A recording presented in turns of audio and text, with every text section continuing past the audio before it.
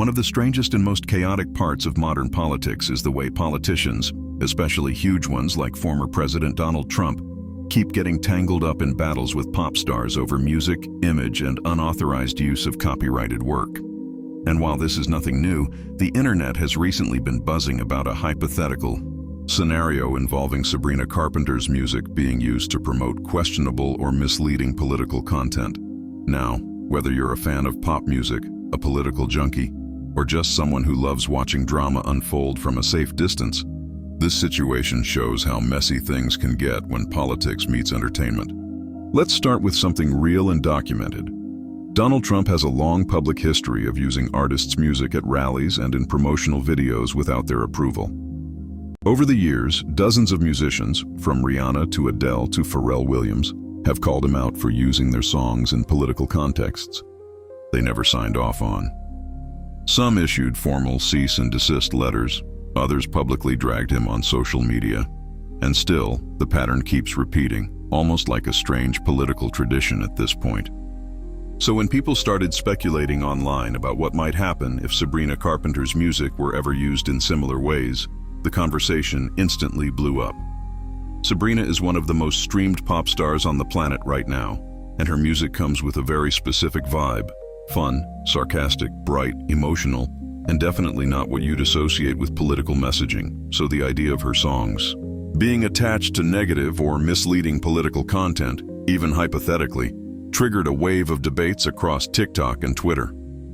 People asked the same question: why do politicians, especially high-profile ones, keep grabbing music that clearly doesn't match the message they're trying to push? And before you think this is an isolated situation, let's talk about someone who actually has experience with this: Olivia Rodrigo. Back in the early days of her career surge, she found herself in a similar situation when her music appeared in political content she didn't authorize. Unlike some artists who stay silent, Olivia took action, and she made it very clear that she wasn't interested in having her songs used for political messaging, especially ones that contradicted her values. Her team moved to enforce copyright, and it became one of the many cases highlighting a major issue in American politics. Copyright doesn't magically disappear when a politician wants a soundtrack. Copyright law is strict, it's specific, and it does not care if you're a fan, a president, or a multi-billion-dollar campaign machine. If you don't have the license, you don't get to use the music, especially not in videos that could harm the artist's reputation or connect them to positions they don't support. And that's the heart of the conversation around this Sabrina Carpenter hypothetical. The idea that pop stars shouldn't be dragged into political messaging they never approved or participated in. But let's be honest, this keeps happening because political campaigns love using recognizable music. It gives them instant emotional impact, hooks younger audiences, and makes their videos more shareable. A familiar pop chorus can turn a 30-second political clip into something that spreads across social media within hours. But that doesn't make it legal, and it definitely doesn't make it ethical. And that brings us back to the core message of this video. Whether it's Sabrina Carpenter, Olivia Rodrigo, or any other modern artist, musicians have the right to control where their art goes and how it's used. Their songs aren't political tools. They aren't marketing props. They're personal creations that represent their brand, their beliefs, and their artistic identity.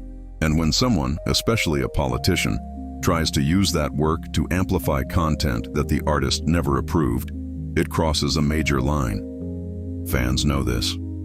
That's why they speak up. Because music is emotional, it's meaningful, it's tied to experiences and memories and personal identity. So when a politician tries to repurpose that music for an agenda the artist never supported, fans instantly react. And honestly, they should. This whole situation, real and hypothetical, opens up a bigger conversation about the relationship between politics and pop culture. We live in a world where the lines are blurred. Politicians want the influence of celebrities without actually collaborating with them. They want the attention that popular music brings without respecting the legal boundaries around it. And on the other side, artists want the freedom to express themselves without being pulled into political narratives they never signed up for.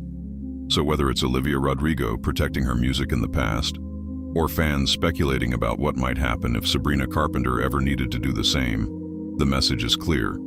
Politicians need to stop using artists' work without permission, and audiences need to understand that copyright matters even in politics. And at the end of the day, this isn't just about music. It's about control. It's about representation. It's about who gets to decide how art is used and who gets to protect it when someone tries to twist it for their own agenda.